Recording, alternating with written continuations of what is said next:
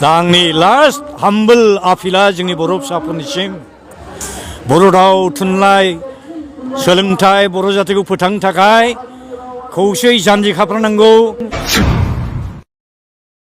गावजों गावनि गेजेराव जि एना एनि साननाय गोरोन्थि सानफ्लांलायनाय गासैबो बावजोबनांगौ। राजखान्थिनि गोजौआव थानानै खौसेयै जांख्रिखांफिननानै सेपारेट स्टेट बड'लेण्डखौ थाबैनो आदाय खालामनो थाखाय जों जानजि खाफ्रानांगौ। खुलुमबाय बयखौबो। बे समाव आङो मोनसे गोनांथार खौरां लानानै फैलायबाय। रायजोफोर, नोंथांमोना थाम्बनेल आरो इन्ट्र' भिडिअ नायनानै मिथिखाबाय जानांगौ आङो मानि सोमोन्दै आपडेट लानानै फैदों। बर' बिजों फरायसालिनि जेंना, बर' रावखौ बोरैहाय गोजौ फारसे आवगायलांहोनो हागोन, सरकारा जों बर'फोरनि थाखाय माबायदि खामानि मावदों, बिनि सायावहाय बारग' MP मानगोनां सानसुमा खुंगुर बैसोमुतियारि बिथाङा मैयानि सानाव खौरांगिरिनि सिगाङाव माखासे बेसेन गोसा बिबुंथि होदों। बिनि अनगायैबो बारग' MP सानसुमा खुंगुर बैसोमुतियारि बिथाङा खावलायदों जे बर' हारिनि गासैबो दैदेनगिरिफोरा खौसे जानांगौ। बर' हारिनि गासैबो दैदेनगिरिफ्रा खौसे जानानै आलादा बड'लेण्डनि थाखाय सोमावसारफिननो जानजि खाफ्राफिननांगौ होननानै बारग' MP मानगोनां सानसुमा खुंगुर बैसोमुतियारि बिथाङा मैया खौरांगिरिनि सिगाङावहाय खावलायदों। थारैनो मैयानि सानाव बारग' MP मानगोनां सानसुमा खुंगुर बैसोमुतियारि बिथाङा खौरांगिरिनि सिगाङाव मा बेसेन गोसा बिबुंथि होआ, नोंथांमोना बिथांनि सुंद' बिबुंथि होनाय भिडिअ क्लिप्सखौ जोबजासिम नायनानै लाग्रो। भिडिअखौ जोबजासिम नायखांनायनि उनावहाय नोंथाङा मा बुजिनो हादों कमेन्टनि गेजेरजों फोरमायब्लानो जाबाय। आंबो फैनो हानानै खोब गोसोआव गोजोननाय मोन्दों आरो जिबायदि नुफैबाय आङो जे जथुम्माया नांगौ रोखोमैनो ग्रेन्ड साक्सेस जादों होननानै आंबो बुजिफैनो हाबाय। बेनि थाखाय दुलाराय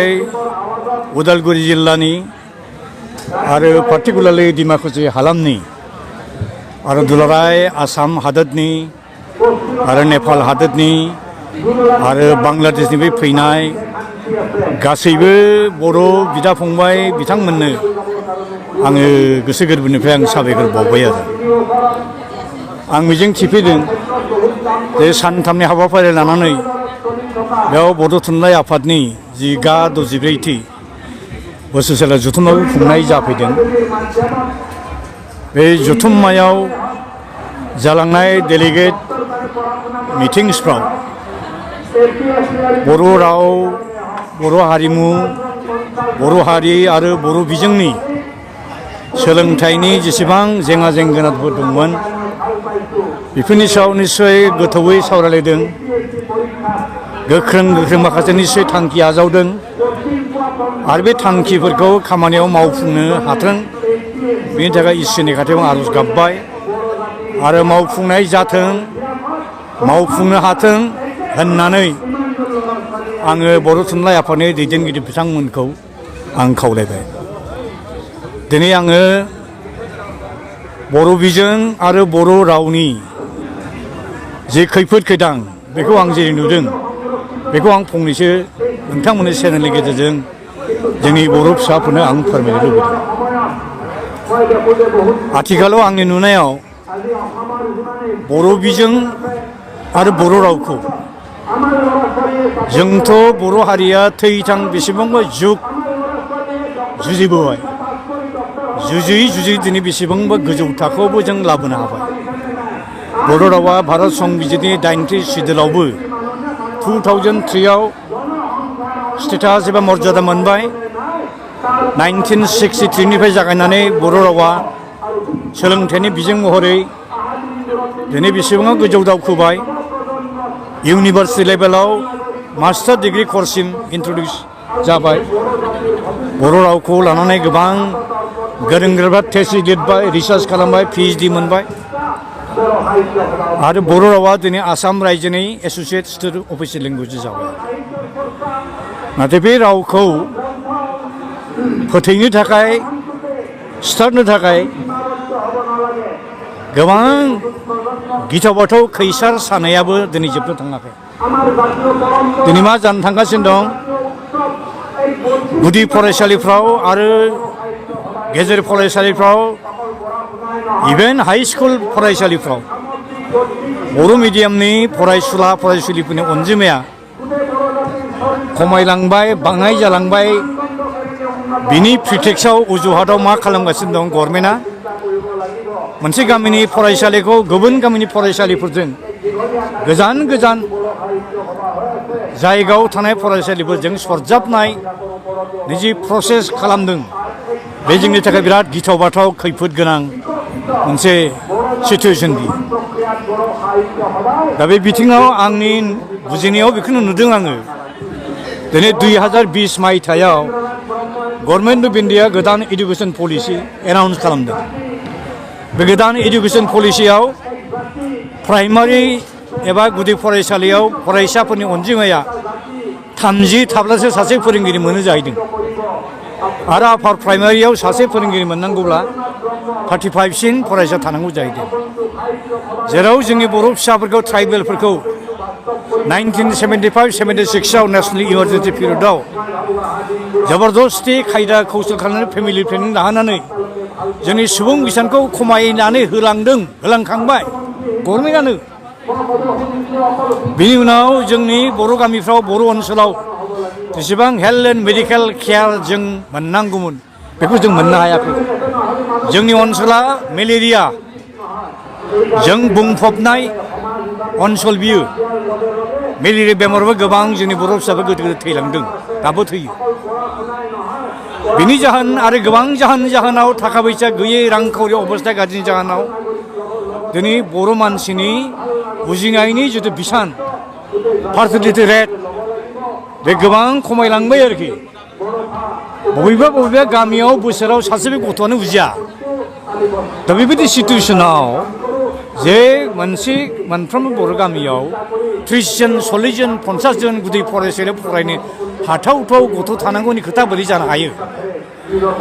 बेखायनो जोंनि बर' थुनलाइ आफाद बर' फरायसा आफाद आरो बर' हारिया एसे हलनो भारत गभर्नमेन्टखौ नारसिननानै जे बे निउ इडुकेसन पलिसिया जि पिटिआर पिउपिल टिचार रेशिय' जिखौ खाना होदों नर्म्स बे नर्म्सखौ खमायनानै 7 जा 6 जन जा 7 जन जा फरायसालिफ्राव जोंनि स्कुलफ्रा थांनानै थानांगौ फोथांना लाखिनांगौ बिनि सायाव गोख्रों डिसिसन लानानै गभर्नमेन्ट अफ इन्डियाखौ मुभ खालामनांगौ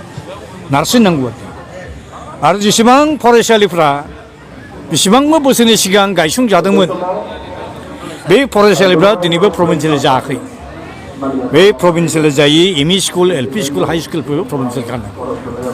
आरो जोंनि बड'लेण्ड ओनसोलाव जेसेबां कलेजफोर दं भेन्सार कलेज बे कलेजफोरखौबो इमिडियेटलि प्रभिन्सियेल खालामनांगौ आरो जेसेबां फरायसालिफ्राव फोरोंगिरि गैया लांदां पस्ट दं बेफोरखौबो इमिडियेटलि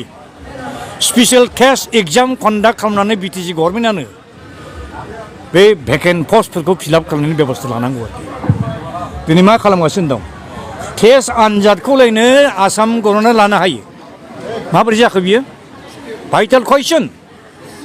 जेराव बिटिसि गभर्नमेन्टनो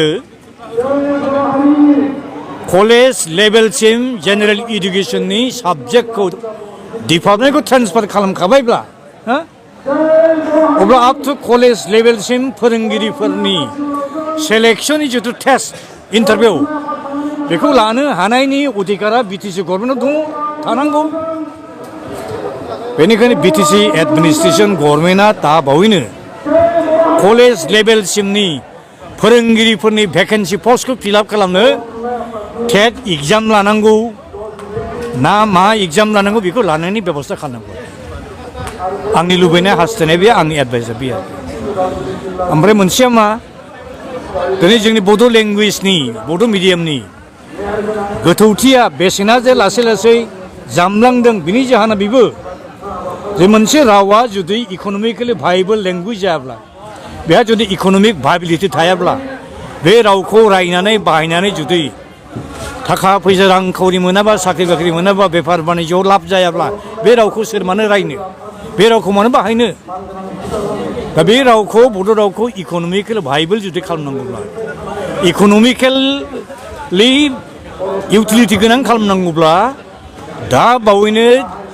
एटलिस्ट आं दहाय बुंदों माखासे चेनेलफ्राव इन्टारभिउ होनायाव जे नैबे 64 एनुवेल कनफारेन्स जि कनफारेन्सआ डिमाकुसियाव जदों बे कनफारेन्सआवनो गोख्रों मोनसे थांखि लानानै आसाम गभर्नमेन्ट भारत गभर्नमेन्टखौ गोख्रोङै नारसिननांगौ दि दा बावैनो आसाम एसेम्ब्लियाव बड' रावखौबो आसाम रायजोनि वान अफ द स्टेट अफिसियेल लेंगुवेजेस खालामनांगौ असमिया रावनो जि रोखोमनि स्टेटास मर्यादा होदों एखे रोखोमनि मान सन्मान स्टेटास होनांगौ अब्लासो मा जागोन बर' रावनि दामाबो गोसा जागोन आरोखि दिनै 2020 मायथाइयाव बिटिआर एकर्डनि गेजेरजों बा एकर्डनि रिजाल्ट हिसाबै आसाम एसेम्ब्लिया मोनसे बिल पास खालामनानै बड' रावखौ एस'सियेट अफिसियेल लेंगुवेज हिसाबै स्वीकृति होदों खिन्थु बियो आं आन्दाज खालामनानै मिथिनाय मथेब्ला आं नुनाय मथेब्ला स्टाडि मथेब्ला मोनब्रै मोनबा खामानिनि थाखायल' बेखौ होदों मोनसे जाबाय दरखास्त लिरनो हानाय मोनसे जाबाय जेसेबां साइनबोर्ड लिरनो हानाय आरो बिनिफ्राय अफिस कर्ट कासारिनि जेसेबां अर्डार गभर्नमेन्टनि नटिफिकेसन एडभार्टाइजमेन्ट बेफोरखौ बर' रावजों फोसावनाय बेल' आरोखि what about the use of बड' लेंगुवेज इन कर्टसफ्राव लयेर कर्टआव सेसन कर्टआव गुवाहाटि हाइ कर्टआव जोंनि बर' रावा मानो बाहायजानो मोना जोंनि उकिला मानो बर' रावजों डिबेट नांनो मोना बर' रावजों माने आसाम पाब्लिक सार्भिस कमिसननि एग्जाम होनो मोना बर' रावजों जुदि UPSC एग्जाम जुदि होनो मोनोब्ला IAS IPS ओइट सिटाव गाखोनाय लेंगुवेजफ्रा होनो मोनोब्ला दिनै बर' रावा मानो APSC एग्जामखौ मानो होनो मोना जोंनि गथ'फ्रा बर' रावजों मानो आसाम जुडिसियेल सार्भिस होनो मोना बर' रावजों गुबुन गुबुन लाइन डिपार्टमेन्टनि जेसेबां एग्जाम जायो इन्टारभिउ जायो बेयाव मानो आनजाद होनो मोना दा बेनि थाखायनो इमिडियेटलि बर' रावखौ आसाम रायजोनि वान अफ द स्टेट अफिसियेल लेंगुवेज जानो हानांगौ आरोखि 1950आवसो एसामिस लेंगुवेजाबो 8 सिडुलाव हाबदों संबिधाननि 8 सिडुलाव द'थि सिडुलाव जोंनिया 2003आव हाबदों गदायमालाय मा जानो दिनै जम्मु काश्मीराव मोननै मोनथाम मोनब्रै गुबुन गुबुन स्टेट दं इण्डियायाव मोनथाम मोनब्रै लेंगुवेजा स्टेट अफिसियेल लेंगुवेज जम्मुआव हिन्दी काश्मीरी लेंगुवेज गोबां लेंगुवेजा स्टेट अफिसियेल लेंगुवेज उर्दुआबो स्टेट अफिसियेल लेंगुवेज हिन्दीबो स्टेट अफिसियेल लेंगुवेज साउथ हिन्दीयावबो तामिल तेलुगुआबो स्टेट अफिसियेल लेंगुवेज इंलिशबो अफिसियेल लेंगुवेज बेबायदि एग्जाम्पल दंब्ला जोंनि आसामाव मानो जानो मोना बेंगलि लेंगुवेजा बर' भेलियाव स्टेट अफिसियेल लेंगुवेज जोंनियाव मानो जानो मोना 1960आव असमिया रावखौल' जबरदस्ति स्टेट अफिसियेल लेंगुवेज बानायनायनि जाहोनावनो जोंनि नागा बिदा फंबाय मिज'फ्रा गार' खायजा जयन्तिफ्रा अरुणाचलिसफ्रा दुखु मोननानै रागा जोंनानै थानो हायैनि एसेबां गिलु बालु सोमावसारनायनि जाहोनाव आसाम रायजोनिफ्राय आलादा रायजो दानानै बिथांमोना गुबुन जानानै थांनो गोनां जायो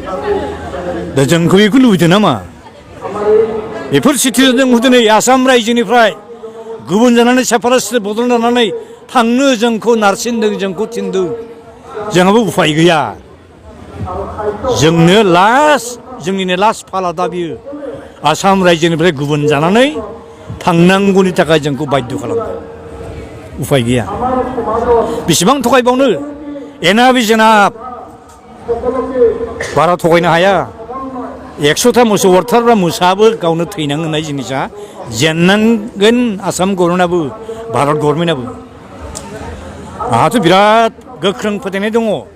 इमिडियेटलि जों जुदि गोख्रोङै खौसेथियै बर' जाति एज ए हल इउनाइटेडलि स्टेन्ड जुदि खालामनो हायोब्ला डेम'क्रेटिक मास मुभमेन्टखौ जों लागातार खालामफिननो हायोब्ला सेपारेट स्टेटखौ जों दा बावैनो मोनगोन बे आंनि मिजिंथि आरोखि इमिडियेटलि दाखालि जोङो दिल्लीयाव आधा मास थाहैनानै भारत गभर्नमेन्टनि राष्ट्रपति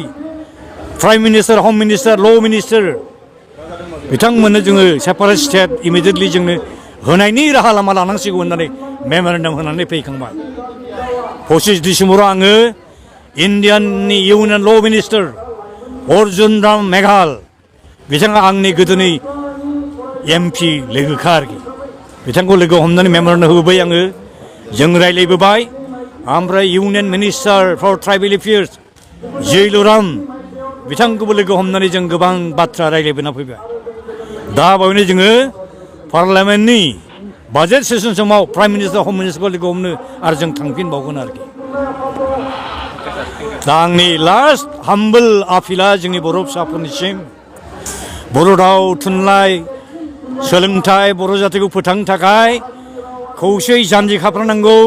गावजों गावनि गेजेराव जि एना एनि साननाय गोरोन्थि सानफ्रांलायनाय गासै बावजोबनांगौ राजखान्थिनि गोजौआव थानानै खौसे जांख्रिखांफिननानै सेपारेट स्टेट बड'लेण्डखौ थाबैनो